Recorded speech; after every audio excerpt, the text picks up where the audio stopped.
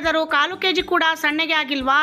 ಕೂಡಲೇ ಈ 5 ಟಿಪ್ಸ್ ನಿಮಗಾಗಿ. ಹಾಗಾದರೆ ಆ 5 ಟಿಪ್ಸ್ ಯಾವುವು ಅಂತ ನೋಡೋದಾದರೆ ಈ ವಿಡಿಯೋನ ಎಂಡ್ವರೆಗೂ ಸ್ಕಿಪ್ ಮಾಡದೆ ನೋಡಿ. ಹಾಗೆ ಸಬ್ಸ್ಕ್ರೈಬ್ ಆಗಿ ಪಕ್ಕದಲ್ಲಿರೋ ಬೆಲ್ ಬಟನ್ ಒತ್ತಿದರೆ ನಾವು ಮಾಡೋ ವಿಡಿಯೋ ನೋಟಿಫಿಕೇಷನ್ ಮೊದಲು ಬಂದು ನಿಮಗೆ ತಲುಪ್ತವೆ ಅಂತ ಹೇಳ್ತಾ, ಹಾಗಾದರೆ ಬನ್ನಿ ಫ್ರೆಂಡ್ಸ್, ಆ 5 ಟಿಪ್ಸ್ ಏನು ನೋಡೋಣ.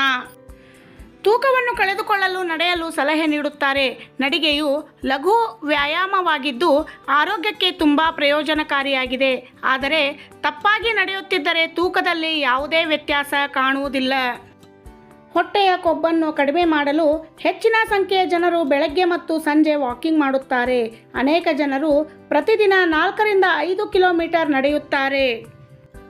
ಅನೇಕ ಜನರು ನಿಯಮಿತವಾಗಿ ಗಂಟೆಗಟ್ಟಲೆ ನಡೆದರೂ ಹೊಟ್ಟೆಯ ಕೊಬ್ಬನ್ನು ಕಡಿಮೆ ಮಾಡಲು ಸಾಧ್ಯವಾಗುವುದಿಲ್ಲ. ಇದಕ್ಕೆ ಕಾರಣವೆಂದರೆ ನಡಿಗೆಯ ಸಮಯದಲ್ಲಿ ಮಾಡಿದ ಕೆಲವು ಸಣ್ಣ ತಪ್ಪುಗಳು. ನೀವು ವಾಕಿಂಗ್ ವೇಳೆ ಮಾಡುತ್ತಿರುವ ತಪ್ಪುಗಳನ್ನು ತಪ್ಪಿಸಿ ಮತ್ತು ಸರಿಯಾದ ವಿಧಾನವನ್ನು ಅಳವಡಿಸಿಕೊಳ್ಳಿ.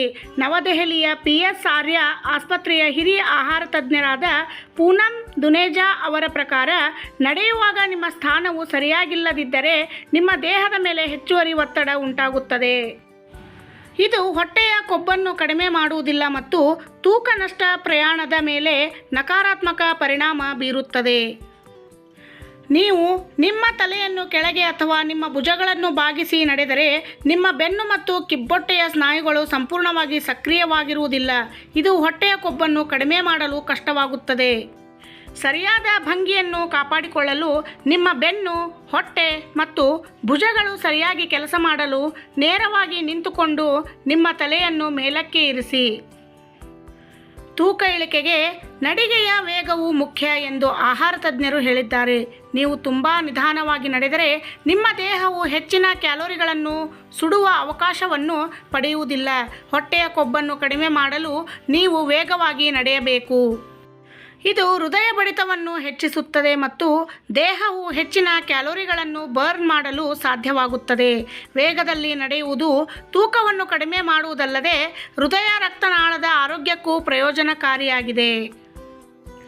ತೂಕ ಇಳಿಸಲು ಮತ್ತು ಹೊಟ್ಟೆಯ ಕೊಬ್ಬನ್ನು ಕಡಿಮೆ ಮಾಡಲು ಕೇವಲ ವಾಕಿಂಗ್ ಸಾಕಾಗುವುದಿಲ್ಲ ಎಂದು ತಜ್ಞರು ಹೇಳಿದ್ದಾರೆ. ನಡಿಗೆಯೊಂದಿಗೆ ಸರಿಯಾದ ಆಹಾರ ಕ್ರಮದ ಕಡೆ ಗಮನ ಹರಿಸದಿದ್ದರೆ ಯಾವುದೇ ಪ್ರಯೋಜನವಾಗುವುದಿಲ್ಲ. ನೀವು ಹೆಚ್ಚಿನ ಕ್ಯಾಲೋರಿ ಆಹಾರವನ್ನು ಸೇವಿಸಿದರೆ ವಾಕಿಂಗ್ನಿಂದ ನೀವು ಸುಡುವುದಕ್ಕಿಂತ ಹೆಚ್ಚಿನ ಕ್ಯಾಲೋರಿಗಳನ್ನು ನಿಮ್ಮ ದೇಹಕ್ಕೆ ಹಿಂತಿರುಗಿಸಬಹುದು.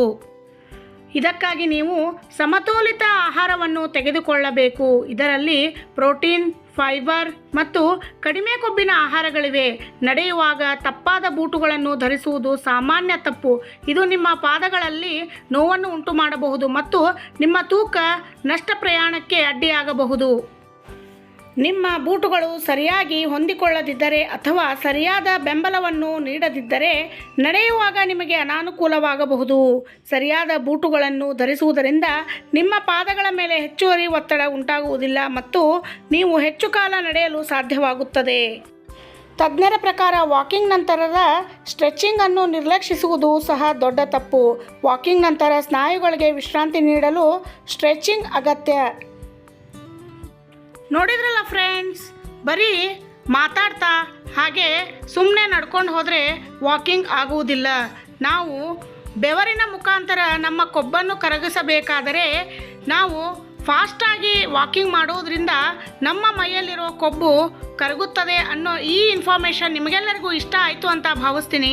ಇಷ್ಟ ಆಗಿದ್ರೆ ಒಂದು ಲೈಕ್ ಕೊಡೋದರ ಮೂಲಕ ಸಬ್ಸ್ಕ್ರೈಬ್ ಆಗಿ ಪಕ್ಕದಲ್ಲಿರೋ ಬೆಲ್ ಬಟನ್ ಒತ್ತಿ ನಮಗೂ ಕೂಡ ಸಪೋರ್ಟ್ ಮಾಡಿ ಅಂತ ಹೇಳ್ತಾ, ಮತ್ತೆ ಇಂತಹ ಇನ್ನೂ ಹೆಚ್ಚು ವಿಡಿಯೋಗಳನ್ನು ನಿಮ್ಮ ಮುಂದೆ ತರೋದಕ್ಕೆ ಪ್ರಯತ್ನ ಮಾಡ್ತೀನಿ ಫ್ರೆಂಡ್ಸ್. ಅಲ್ಲಿವರೆಗೂ ಥ್ಯಾಂಕ್ಸ್ ಫಾರ್ ವಾಚಿಂಗ್.